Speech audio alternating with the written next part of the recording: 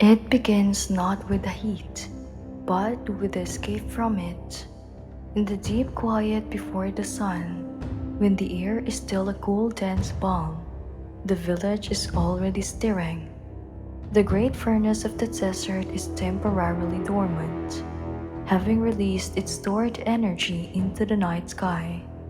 And this fragile, short-lived coolness is the most precious resource of the day. To waste this moment is to invite defeat by the midday sun. The people move with a quiet urgency, driven by an intimate ancestral knowledge of what the coming hours will demand. The sound of their footsteps on the packed earth is soft, economical. They carry the tools, the empty jars, the rolled up mats. The air holds the scent of damp linen from the previous night's sleep on the roof, and the faint earthy aroma of the Nile mud. This is the hour of preparation and preemptive action. The primary goal is to complete all critical, energy-intensive tasks before Ra. The sun god crests the eastern horizon and begins his merciless ascent. The work is concentrated on the river, the fields, and the vital act of gathering and storing water. Every movement is an acknowledgement of the heat's inevitability. The entire rhythm of Egyptian life was a calculated daily strategy, anticipating the heat, mitigating its effects, and designing moments of artificial coolness to survive the peak hours.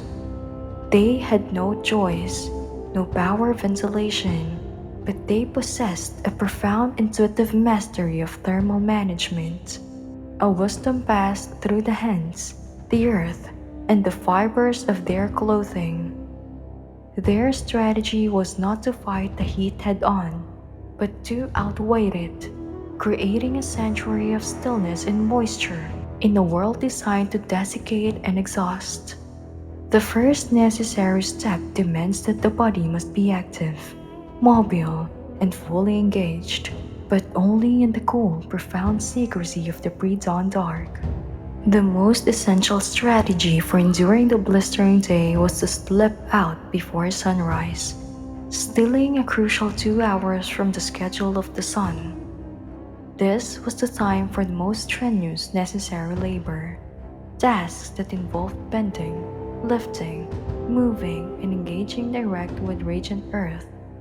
The agricultural work was foremost, tending the irrigation ditches, planting seeds, or performing the heavy muddy work of hauling water to the field edges.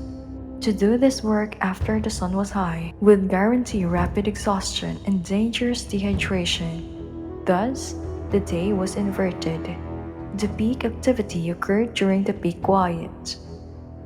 The movement out of the village was quiet and continuous, a stream of figures wrapped in simple linen, moving towards the life-giving darkness of the riverbank. The air felt cool and tense against the skin, and the muscles rested from the night on the roof were strong. The sensation of the cool damp earth beneath bare feet or through a thin sandals was intensely refreshing, a momentary comfort that fueled the labor, even the early morning light. The faint gray wash that precedes the official dawn was a source of deep satisfaction, a reminder that they were winning the race against time. They worked efficiently, without conversation, focused solely on the physical demands of the task. This ritual of pre-dawn exertion was a communal affirmation, the sight of neighbors working alongside you, sharing the early effort, reinforced the idea that survival was a shared endeavor. They know that the energy spent now, in the cool, would save them from collapse later. This early morning activity wasn't just about farming, it was about banking energy against the afternoon's inevitable drain. Even the animals had their ways. The donkeys and oxen were also put to the heavy yoke during this time, benefiting from the lower temperatures before being led back to cool, shaded stalls for the rest of the day. By the time the first sharp horizontal rays of the sun struck the eastern walls of the village, the heaviest physical work was finished, and the workers were already retreating, carrying the single most critical asset of the day, the freshly gathered water. The absolute focal point of the pre-dawn rush was the gathering of water by the steps of the riverbank. This was not a casual fetch. It was a deeply practical and symbolic act that secured the household's most vital resource for survival against the heat. Water drawn at this hour was crucial because the river itself was at its coolest temperature just before dawn, having radiated heat all night. Storing this cool water provided an advantage that lasted all day. The steps, often simple, sun-baked mud or stone slabs, led directly down to the Nile's edge, a gathering point for the community. The process was methodical. Jars, the porous unglazed kulas, were carefully immersed. The sensation of the cold river water shocking the warm clay was a distinct pleasure. The sound, a low heavy gurgle as the vessel filled. The clay, now saturated, would begin its evaporative cooling work immediately. Once full, the jars were heavy, and the journey back up the steps and into the village was the final strenuous effort of the cool morning. This moment demanded physical balance and stillness, as a slip could mean the loss of the day's supply. Back in the village, the precious jars were taken not to the sunny courtyard, but to the deepest, most shaded, and coolest interior room, the domestic treasury. They were placed on the packed earthen floor, often nestled among small stones or half sunk into the earth, where the temperature remained stable and low.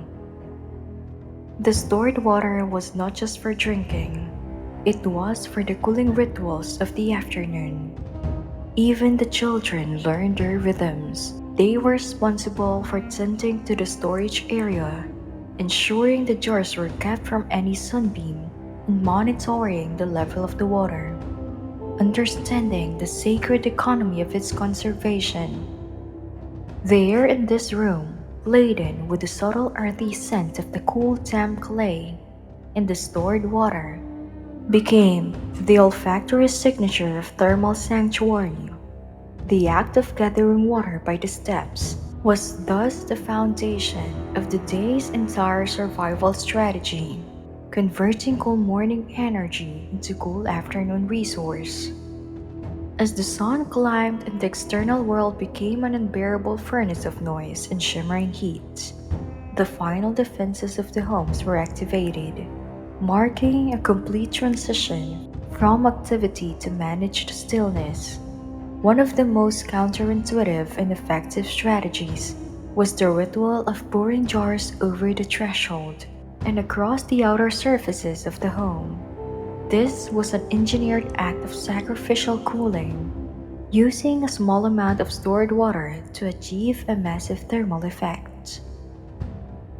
A portion of the morning school water was taken and used to lightly moisten the heavy mud brick walls. A portion of the morning school water was taken and used to lightly moisten the heavy mud brick walls immediately surrounding the door and the threshold, the outer edges of the home's shell. The water was poured from a wide-mouthed vessel, allowing a controlled thin stream to run down the warm dry brick. The result was not merely a damp surface, but an immediate, intense burst of evaporative cooling. The dry, hot air outside the door greedily attacked the moisture, causing it to flash evaporate, which instantaneously pulled the heat away from the surrounding walls and the heavy stone threshold. The feeling of stepping across this threshold became a powerful sensory signal. The change from the scorching heat outside the sudden cool damp air Just inside the doorway was dramatic and palpable. The scent of the water hitting the hot, dry earth was sharp, clean, and quickly dissipated, leaving behind a subtle envelope of cooled air that sank and remained low near the floor. This method created a thermal buffer zone, preventing the sun's radiant energy from pushing its way across the boundary and into the core of the dwelling. Even the animals had their ways. The household's dogs and cats instinctively sought to lie just inside this cool, damp threshold, benefiting from the engineered chill. This act of pouring jars over the threshold was a profound statement of architectural wisdom, using the water not to quench thirst, but to quench the heat of the very walls that protected them, maintaining the integrity of the cool air inside.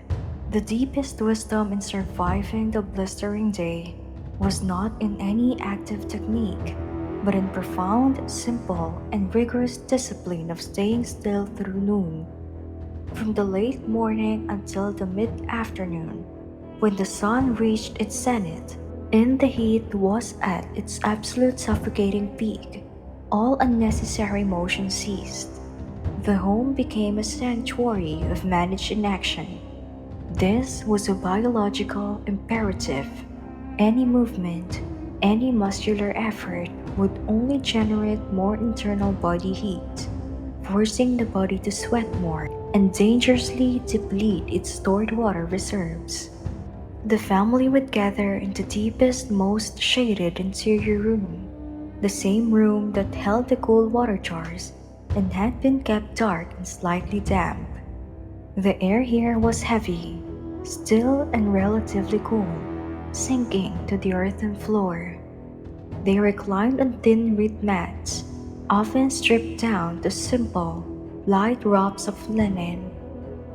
The body's primary focus was conservation of energy, of water, of attention.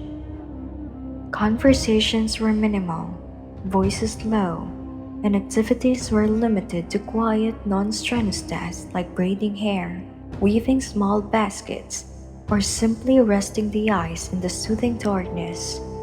The stillness was not boredom, it was a form of meditation and a deeply respected survival skill. In this profound stillness, the other cooling systems worked their magic. The unglazed clay jars perpetually sweated their coolness into the air. The heavy mud brick walls resisted the external furnace, and the low-lying blanket of cool air settled near the floor. This became the sound of survival, the low, continuous humming of the cicadas outside, the distant muffled calls from the few laborers who could not retreat, and the soft, steady sound of one's own slow, measured breathing.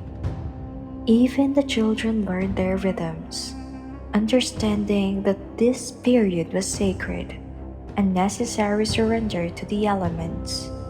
They learned to control their impulses, finding comfort in the silence and certainty that the sun would eventually begin its descent. This state of profound, enforced rest was the great anchor of the day, allowing the body to pass through the furnace with minimal thermal damage.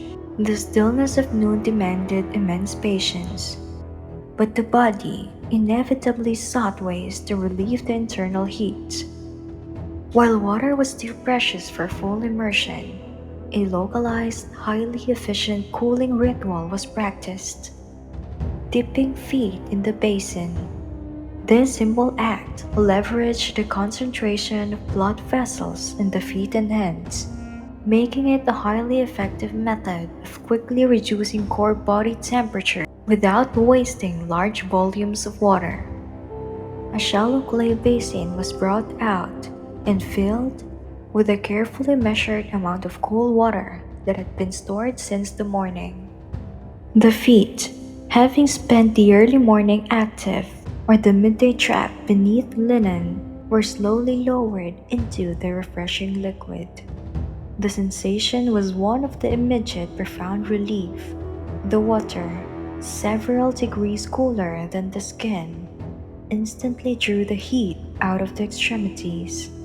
As the blood circulated, this localized cooling sensation spread throughout the body, providing a sense of refreshment that lasted well beyond the immediate deep. The water itself was often infused with a few cool fragrant herbs, a sprig of mint or a wisp of crushed lotus leaf, to add a psychological layer of freshness. This was a profound communal act in the domestic sphere. The basin was often shared, the water being used sequentially by multiple family members. It was a gentle, slow-moving ritual that accompanied the quiet conversation or storytelling of the late afternoon. As the first signs of the sun's decline appeared, the sound was a soft slushing and murmuring as feet were gently agitated to increase the cooling effect. Even the children learned their rhythms, lining up for their turn, understanding that the water once used was not discarded. This water, now warmed by the heat it had absorbed from the body, was collected and poured out onto the parched plants in the courtyard, or used for the final cleaning of tools. This ritual was not merely about comfort, it was an act of clever thermal exchange, proving that the Egyptians understood that cooling the points of circulation was far more efficient than cooling the entire body.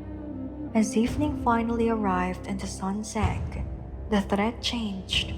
The intense radiant heat was gone, but the walls and floor were still radiating the enormous heat they had stored all day. The solution was the final climactic act of evaporative cooling, sleeping on damp sheets of linen. This strategy turned the night air itself into an engine of comfort, guaranteeing deep, restful sleep. The family ascended to the flat mud brick roof, carrying their light linen sheets and their thin reed mats. The key was the linen. Before climbing to the roof, one or two sheets, the one designated for covering the sleeping surface, were dampened with a controlled amount of water. They were not soaked, but made cool and moist to the touch. These damp sheets were then spread over the reed mats on the roof. The body would lie directly on this cool, moist surface. The resulting effect was immediate and long-lasting. The body's own heat, combined with the dry, often breezy night air, caused the water and the linen to slowly evaporate. This evaporation drew heat directly away from the body, creating a continuous localized effect of coolness that lasted for hours. The sheets gradually dried, leaving the sleeper perfectly cool and comfortable. The sensation was one of lush, intense relief, the feeling of the cool damp fiber against the skin, followed by the soft dry warmth of the air. The sound was the soft continuous snapping of the drying linen in the night breeze, a lullaby of physics. Even the animals had their ways, settling near the edges of the roof where the air movement was greatest, benefiting from the cooling effects. This strategy ensured the sleep was deep and restorative, preparing the body for the next day's inevitable battle. From the dawn rush to the final cool sheet, that was the essential rhythm of endurance against the Egyptian heat. It began with slipping out before sunrise, stealing energy from the cold dark. It was secured by gathering water by the steps, banking coolness for the day. It was enhanced by pouring jars over the threshold, creating a thermal boundary of vapor. It was endured by staying still through noon, honoring the body's need for rest. It was relieved by dipping feet in the basin, cooling the internal circulation, and it ended by sleeping on damp sheets of linen, turning the night air into a source of comfort. The lamps grow dim. The final embers in the cooking fire turns to gray. The unglazed jars sit sentinel, their surfaces perpetually cool and damp. The family sleeps on the floor, wrapped in the cool embrace of evaporation. The village sleeps, deeply and without dream, assured that they have managed the day's heat wisely. The rhythm is complete, and now you are at rest.